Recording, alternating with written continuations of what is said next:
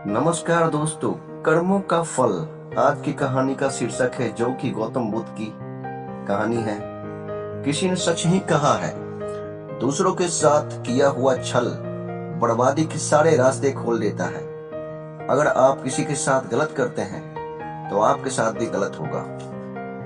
उस समय यह बात हमें समझ नहीं आती है, लेकिन देर से ही सही कर्मों की सजा जरूर मिलती है। आप इससे कभी बच नहीं सकते। जो आपने किया है उसका अंजाम आपको हर हाल में भोगना ही पड़ेगा। और यह कहावत कितना सही है, यह हम इस कहानी के द्वारा समझेंगे। गौतम बुद्ध एक सभा कर रहे थे। तभी व्यक्ति ने पूछा, है बुद्ध, कर्मों का फल कैसे मिलता है? अगर बुरे कर्मों का फल मिलता है तो अच्छे कर्म कैसे किए जाते हैं? गौतम बुद्ध ने कहा, मैं तुम्हें एक कहानी सुनाता हूं, तुम इसे ध्यान से सुनो। महात्मा बुद्ध अब अपनी कहानी की शुरुआत की। बहुत समय पहले की बात है। रामू और श्यामू नाम के दो भाई एक गांव में रहते थे। श्यामू अक्सर रामू को देखकर जलता था, क्योंकि रामू स्वभाव से बहुत अच्छा था। उसके दिल में सबके लिए दया और आदर भाव था।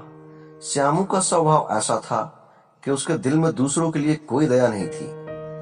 वह हमेशा दूसरों का अनादर करता और नुकसान पहुंचाते रहता था। धीरे धीरे काफी वक्त गुजर गया। रामू श्यामू के माँ बाप इस दुनिया में नहीं रहे। रामू ने खूब अच्छे से उनका अंतिम संस्कार किया। वो गांव वालों को भोजन के लिए आमंत्रित किया और ब्राह्मण को दान दक्षिणा देकर विदा किया। वह हर हाल में अपने माता पिता की बरसी पर ब्राह्मणों को भोजन कराता और दान देता। यह सब चीजें श्यामू को पसंद नहीं आती थी और वो रामू से जलते रहता था। एक बार अपने माता पिता की बरसी पर रामू ने अपने राज्य के राजा को आदर सत्कार के साथ बुलाया और राजा के सामने ब्राह्मणों और पूरे गांव को खाना खिलाया। ब्राह्मणों को दान भी दिया ताकि उसके माता पिता स्वर्ग में खुश रह सके। तभी राजा ने श्यामू से पूछा, तुम्हारा भाई तुम्हारे माता पिता के लिए इतना कुछ करता है, तुम ऐसा क्यों नहीं करते हो? क्या तुम्हें यह समझ नहीं आता कि तुम भी अपने माता पिता के लिए कुछ कर सकते हो? श्यामू ने कुछ नहीं कहा और चुपचाप वहां से चला गया।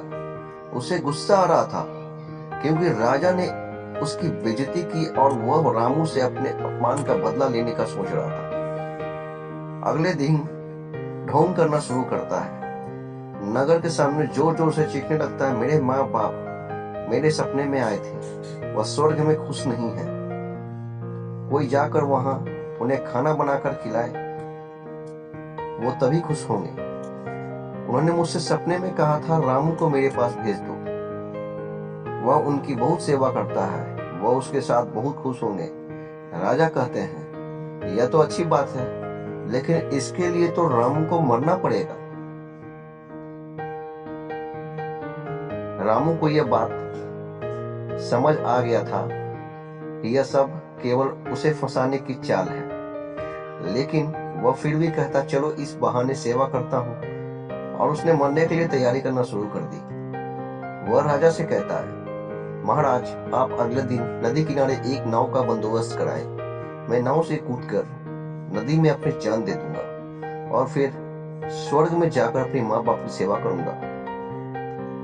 राजा ने कहा, ठीक है, अगले दिन इन सभी चीजों की व्यवस्था कर दिया जाएगा। रामू नदी में कूद जाता है और सारे गांव वालों को पता चल जाता है कि रामू अब इस दुनिया में नहीं है।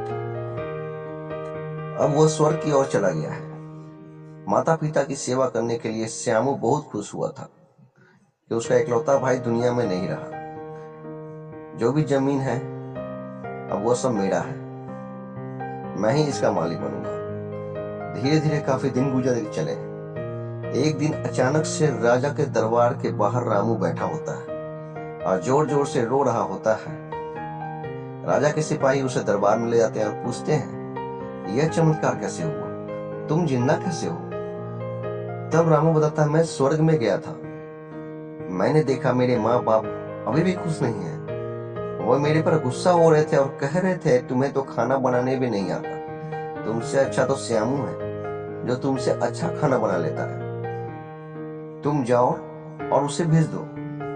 राजा श्यामू को बुलाते हैं और सारी बातें बता देते हैं और कहते हैं तुम्हारे भाई ने माता पिता के लिए इतना त्याग किया है, अब तुम्हारी बारी है, क्या तुम उनके लिए ऐसा कुछ नहीं कर सकते? श्यामू को ना चाहते हुए भी ये सब करना ही पड़ता है। अगले दिन फिर से सारी तैयारी किया जाता है। श्यामू घर आकर सोचता है मैं वहां जाऊंगा ही नहीं, अगले दिन शहर छोड़कर कहीं चला जाऊंगा। फिर रामू राजा का सारा सच बताया।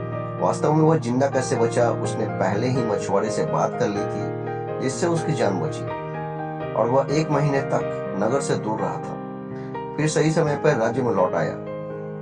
वह यह सब खेल केवल इसलिए किया क्योंकि वह श्यामू को एक सबक सिखाना चाहता था।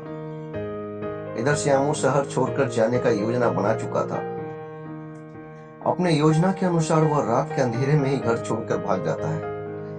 वह घर छोड़कर कुछ दूर गया ही था कि तभी राजा के 2 सैनिकों की नजर उस पर पड़ती है और उसे रोकने की प्रयत्न करते हैं। श्यामू और सैनिकों के मध्य हाथापाई और लड़ाई शुरू हो जाती है। श्यामू गुस्से में आकर एक सैनिक के सिर पर पत्थर दे मारता है। सिर पर चोट लगने से उसकी मौत हो जाती है।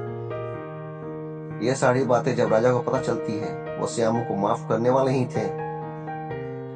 अब वह गुस्सा हो जाते हैं, श्यामू पर और क्रोध में आकर मृत्यु दंड सुना देते हैं। अगली सुबह उसे नाव से धक्का देकर मारने का आदेश जारी कर दिया जाता है। उसको उस आखिरी समय पर अपनी गलती का एहसास होता है कि जिंदगी के अंतिम वक्त में भी उसने लोगों का बुरा ही किया है। उसे भी अपने जीवन के आखिरी पलों में गलती का एहसास होता है। पर वो कहावत तो सुनी होगी, पछताए होत क्या चिड़िया जब चुग गई खेत, और पछतावे के साथ उसने अपनी जान से हाथ धोना पड़ता है। कहानी खत्म होने पर बुद्ध उस व्यक्ति को समझाते हैं कर्मों का फल ऐसा ही होते हैं। बुरे इंसान को आखिरी वक्त तक सही और गलत का पहचान नहीं होता है। जिंदगी ऐसे ही नहीं चलती। जिंदगी समझने की चीज है जिसे हर व्यक्ति को समझनी चाहिए। फिर महात्मा बुद्ध ने बोला, अच्छे कर्म को बनाने से पहले हमें इस बात पर ध्यान देने की जरूरत है कि आखिर अच्छे कर्म बनने का पहला पड़ाव क्या है। मनुष्य के द्वारा किए जाने वाली सभी कर्म उसके विचारों से बनते हैं। हमारी सकारात्मक या नकारात्मक सोच विचारों को जन्म देती है और वही विचार कर्म बनाते हैं। इस तरह सोच सकारात्मक होने पर ही अच्छे कर्मों का निर्माण हो सकता है। फिर उस व्यक्ति ने पूछा, पाप का फल कब मिलता है? तब महात्मा बुद्ध ने कहा, पाप का फल किए गए कर्म पर निर्भर करता है। अगर आप किसी के साथ गलत करते हैं तो आपके साथ भी गलत जरूर होगा। जब तुम दूसरों के लिए अच्छा करते हो तो बदले में तुम्हारे साथ भी अच्छा होता है। जब तुम किसी का बुरा करते हो और तुम्हें लगता है कि तुम्हारे साथ बुरा नहीं होगा, यह भी हो सकता है उस वक्त तुम्हारे साथ कुछ बुरा ना हो, लेकिन कभी ना कभी इसका हर्जाना तुम्हें भुगतना ही पड़ता है।